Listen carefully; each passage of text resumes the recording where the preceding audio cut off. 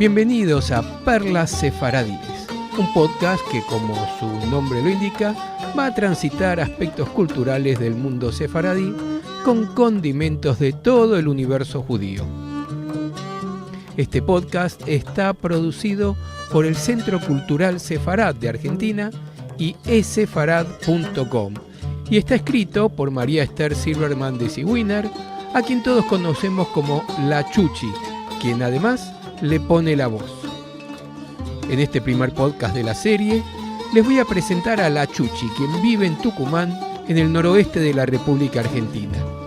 Ella fue profesora titular de las cátedras de Introducción a la Literatura y Medios de Comunicación Social, de las carreras de Letras y Trabajo Social, de la Facultad de Filosofía y Letras, coordinando además el dictado de la materia optativa Literatura y Psicoanálisis para la Cátedra de Psicología, todas de la Universidad Nacional de Tucumán, de la cual ella es egresada. Fue directora del Instituto de Literatura Española de la Facultad de Filosofía y Letras de la Universidad Nacional de Tucumán y dirigió varios proyectos, entre ellos Aspectos de la Cultura Sefaradí en Tucumán, Religión, Hábitos, Usos y Costumbres, y El Sefaradismo, Raíces, Tradición e Identidad Cultural, ambos dentro de programas de la Secretaría de Ciencia y Técnica de la Universidad Nacional de Tucumán. Es autora de libros y documentos de trabajo sobre literatura española, literatura argentina y cultura sefaradí. También de numerosos estudios y monografías en actas de congresos y simposios, revistas especializadas y suplementos culturales. Y ahora que conocemos a María Esther, vamos a escucharla con el primer tema, el primer podcast que nos trae, que no puede ser otro que el que se titula Los sefaradíes y la tradición. En la tarde de hoy voy a referirme a un tema que a todas nos puede interesar mucho. Se trata en realidad de saber qué es la tradición en la cultura sefardí. Y quiero pedirles disculpas porque voy a dedicar estas palabras a la memoria de mi madre, cuyo aniversario de su desaparición es hoy. Los sefardíes y su origen. Durante los 5 siglos que siguieron al éxodo de los hispanohebreos, un 31 de marzo de 1492, por el decreto de los reyes católicos Fernando e Isabel, los sefarditas o sefardíes, como se los nombra por provenir de Sefarad, se empecinaron en mantener viva la memoria para transmitir una matriz cultural hispánica de la que nunca renegaron a pesar del dolor que les causaba asociar Sefarad o España con el destierro forzoso. No pudieron llevar consigo bienes materiales, pero sin saberlo fueron portadores del más rico patrimonio que acaso se pueda imaginar. Ese tesoro fue con ellos a donde los llevó la fortuna. Nadie pudo arrebatarles ni obligarlos a vender por precio vil la lengua en uso, propia de cada región, las costumbres, creencias y supersticiones, las comidas y la medicina popular, la tradición oral hecha de palabras y música, proverbios, refranes, maldiciones, conjuros, bendiciones, plegarias, relatos, cuentos, romances, coplas, cantigas, endechas, juegos infantiles, adivinanzas y mucho más. En su conjunto expresaba modos del ser hispano con una fuerte identidad hebraica, la religión monoteísta y el culto basado en el respeto fiel del mandato bíblico transmitido por Moisés al pueblo liberado de la esclavitud en Egipto. Con la dispersión por la cuenca del Mediterráneo en principio, y posteriormente con su expansión hacia los Balcanes, Francia, Holanda, Inglaterra y América, ese patrimonio rescatado se fue nutriendo de otras lenguas: turco, griego, árabe, hebreo, francés, italiano, yugoslavo, búlgaro, según la geografía donde los sefardíes se asentaron. De este modo, se incorporaron y adaptaron no solo palabras y giros de otros idiomas, sino también usos y costumbres que se mimetizaban con los propios.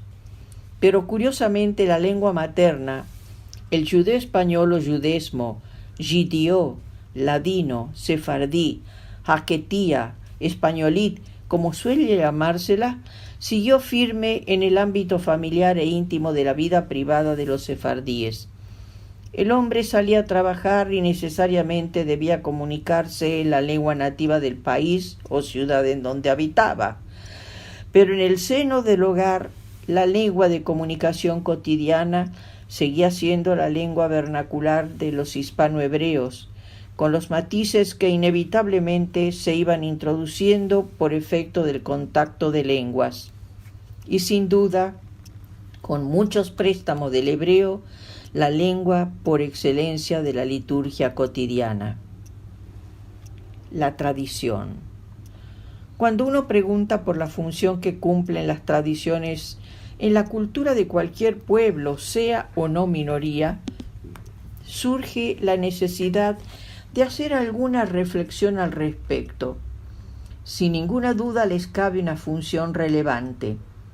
Las tradiciones tienen un papel importante en la conformación de las identidades étnicas, en la adquisición de nuevas experiencias y en la conducta que adoptan frente a otros pueblos semejantes o diferentes a ellos.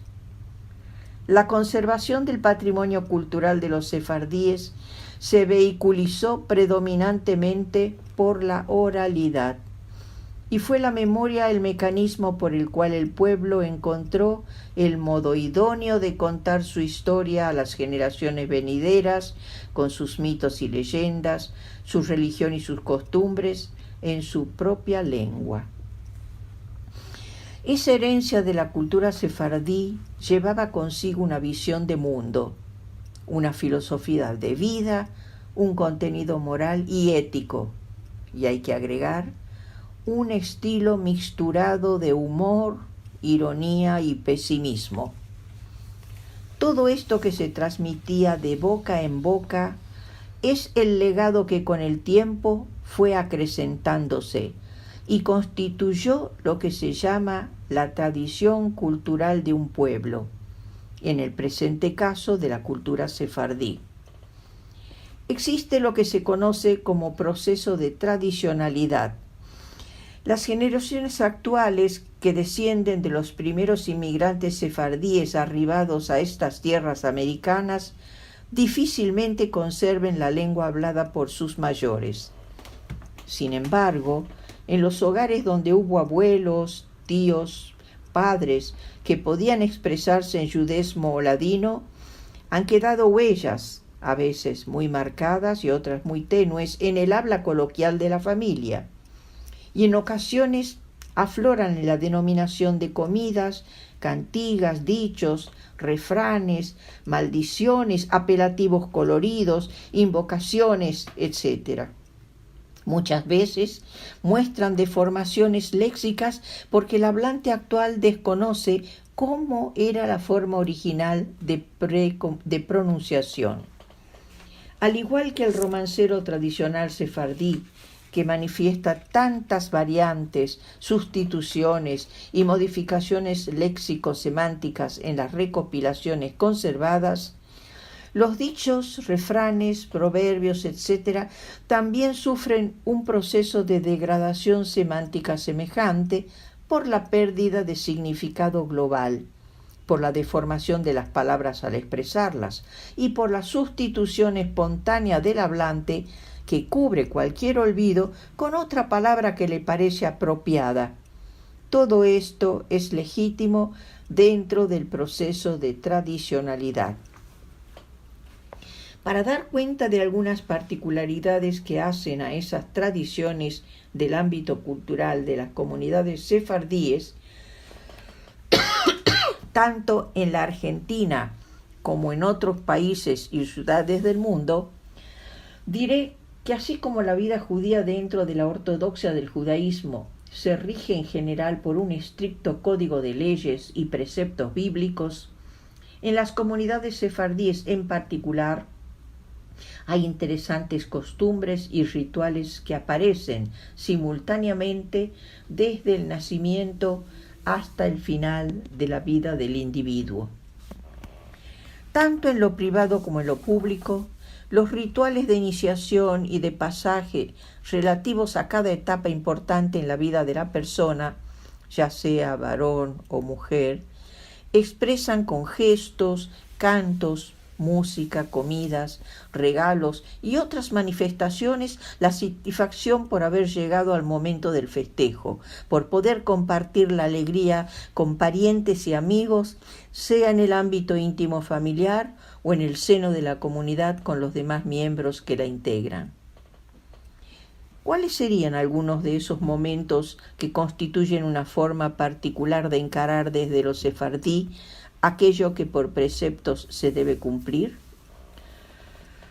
Cuando nace un primogénito varón en el seno de una familia de judíos observantes, a los 8 días se lo circuncida y se le da el nombre que llevará en hebreo.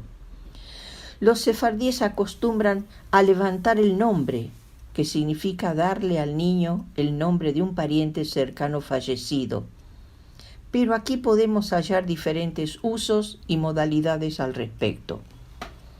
Suelen los sefardíes, al menos procedentes de Esmirna, Turquía, ponerle al niño el nombre del abuelo paterno para honrarlo en vida, lo cual, entre los ashkenazíes y entre los judíos sefardíes orientales, árabe-parlantes, no se acostumbra, pero le ponen el nombre de un abuelo o familiar cercano ya fallecido como un modo de honrar su memoria. Lo mismo sucede cuando se trata de una niña mujer.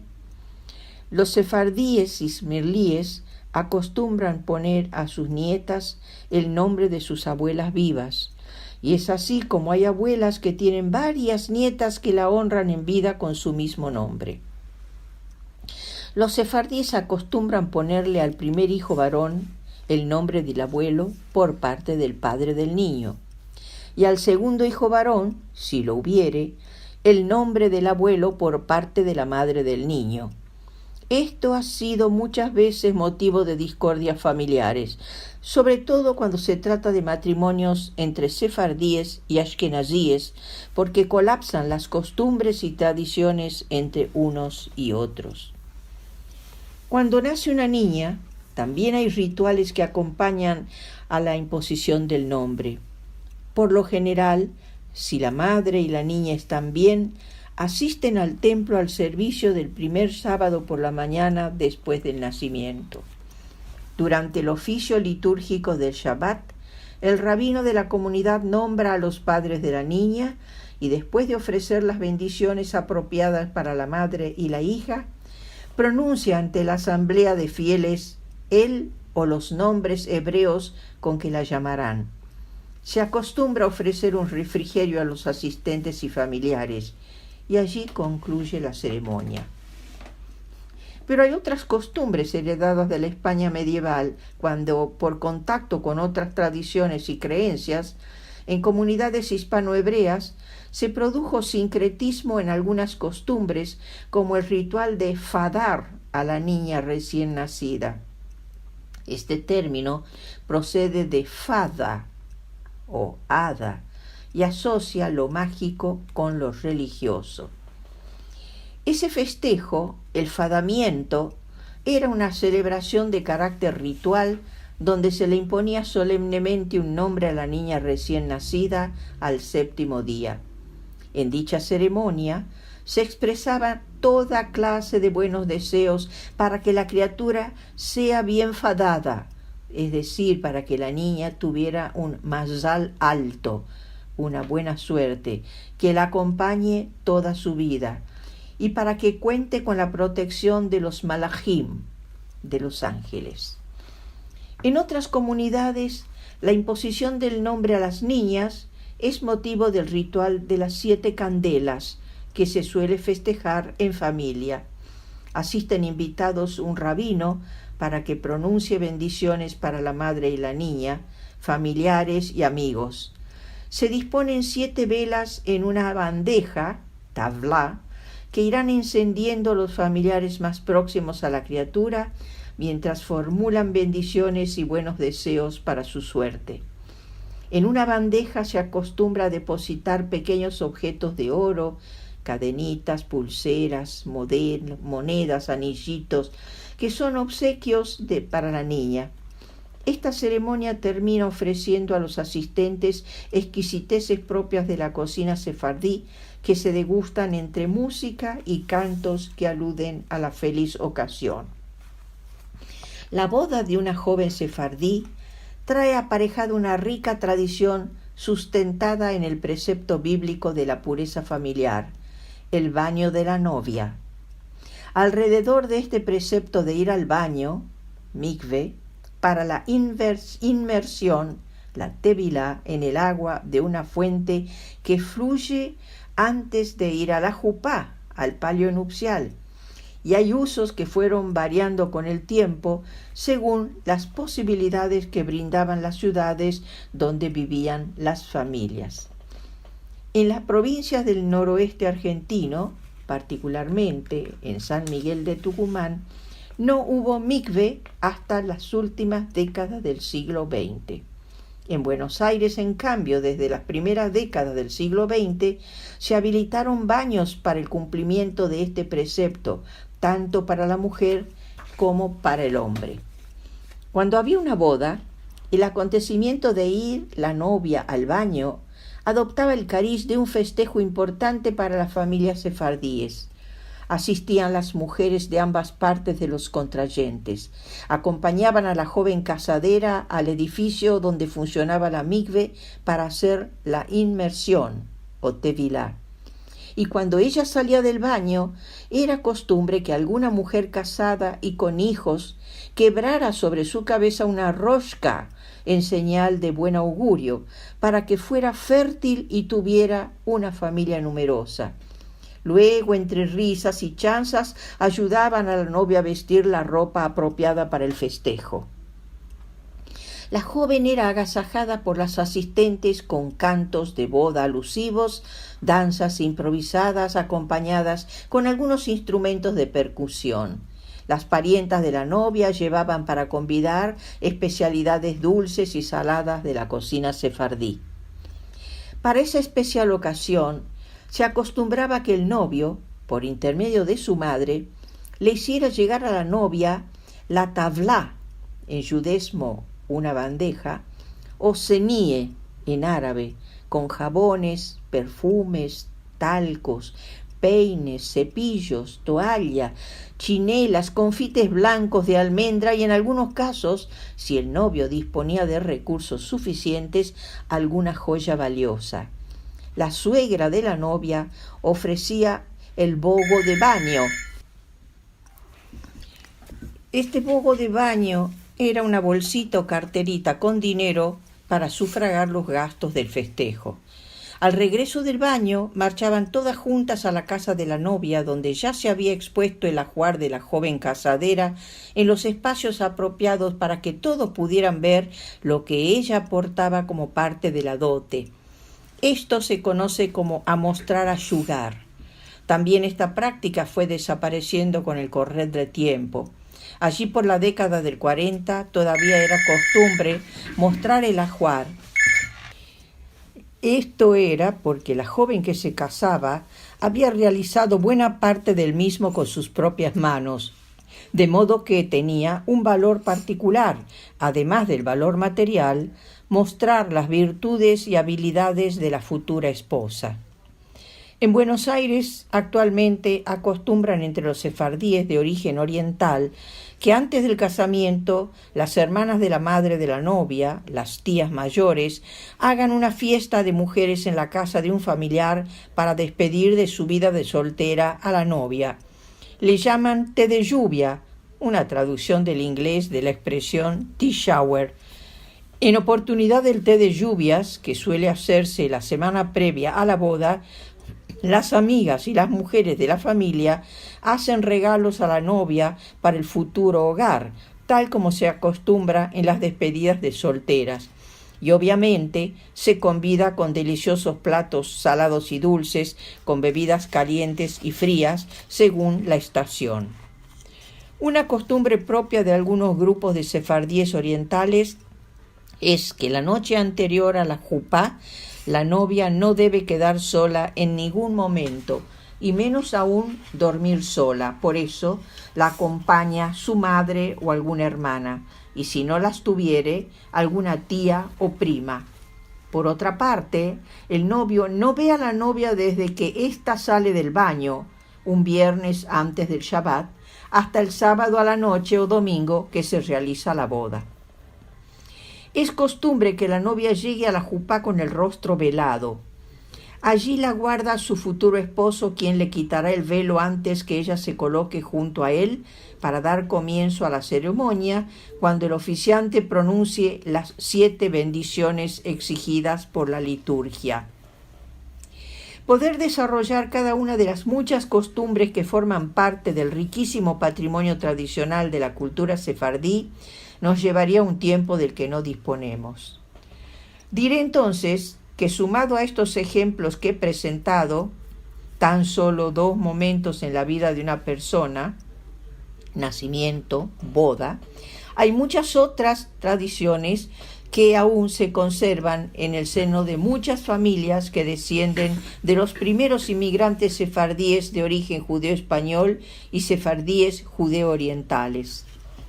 Sin duda, la cocina tradicional sefardí es lo que más se mantiene viva. Las recetas de los platos especiales, salados y dulces, pasan de madres a hijas en forma ininterrumpida. Pero además hay libros dedicados a la cocina oriental y sefardí, casas de comida y almacenes, restaurantes especializados que contribuyen permanentemente a mantener la memoria gustativa y culinaria de la comunidad. Las creencias y supersticiones ocupan un capítulo aparte que, dicho sea de paso, no son patrimonio exclusivo de la cultura sefardí, aunque indudablemente tiñen el espacio hogareño de un peculiar clima entre religioso y supersticioso. En la actualidad subsiste la creencia de que mencionar el número 5, Hamse, portarlo como amuleto en forma de una manito, ponerlo en algún lugar visible en el hogar, ayuda a preservar a las personas o a la familia del peligro que entraña el mal de ojo, la ojeadura, el ainará. Pero no tan solo eso, también se acude a otros métodos considerados efectivos para proteger del ainará: el empleo del ojo color turquesa, de un pececito, de una cinta o botón rojo, del uso de amuletos como la kemeá, que es una bolsita de fabricación casera que por lo general contiene en su interior piedra alumbre, clavos de olor, una miguita de pan, diente de ajo, hojas de ruda y un tabán de gameo, hueso del talón del camello, para conjurar el posible daño del ojo buracado, o sea, ojo vacío.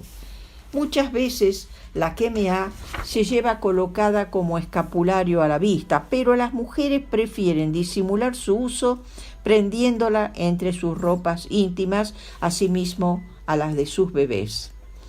Existen muchas otras fórmulas que se conservan en algunas comunidades para preservar del daño de la ojeadura.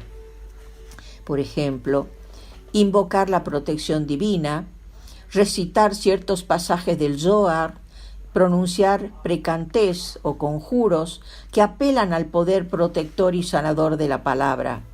Los más ancianos, mujeres y hombres, curaban de palabra los daños del ainaraj, recitando en salmos que sólo ellos sabían y solían enseñar secretamente a un pariente de su confianza.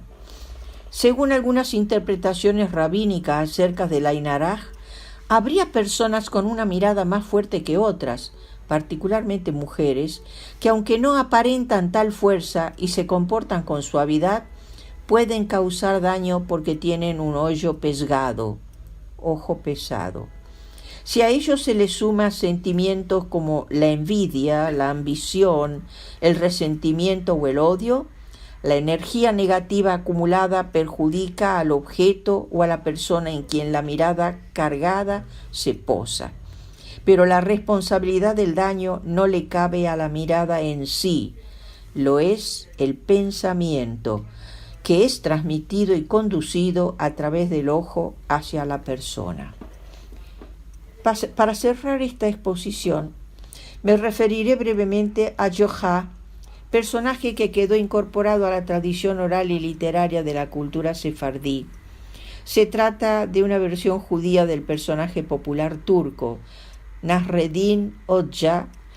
Matilde Cohen Sarano lo define: la legendaria figura de maestro, oficiante religioso o juez, que vivió, dicen, entre los siglos XII y XV en Akseir, ciudad cerca de Konya, donde se encuentra su tumba.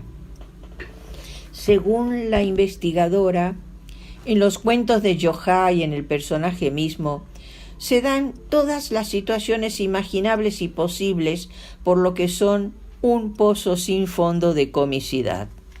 No hay un perfil único que identifique al personaje, pues se nos presenta según el hecho como mozo o viejo, como hijo o padre, como casado o soltero, y tiene un pequeño asno que siempre lo acompaña. Lo curioso de Johá reside en su cambiante condición, no solo física, sino psíquica y ética. A veces es astuto y otras tonto.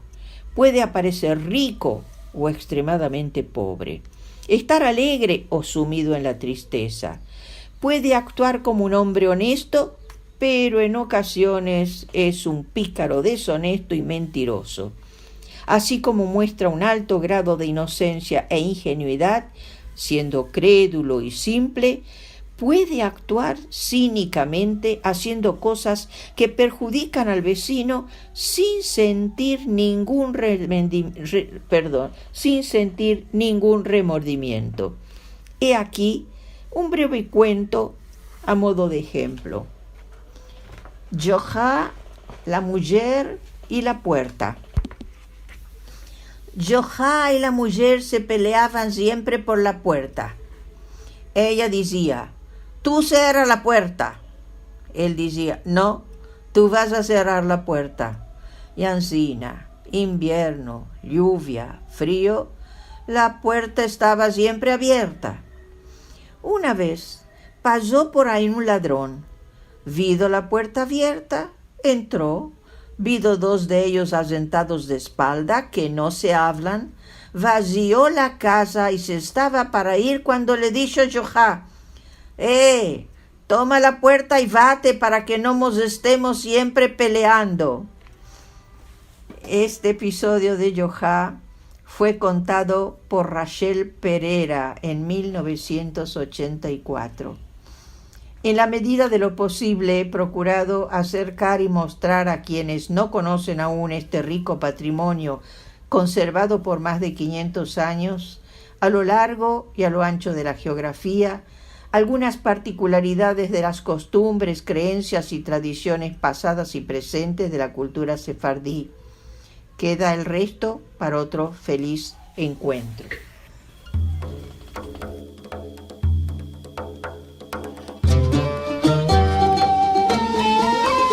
Este fue el primer capítulo de Perlas Sefaradíes, el podcast del Centro Cultural Sefarad de Argentina y esefarad.com.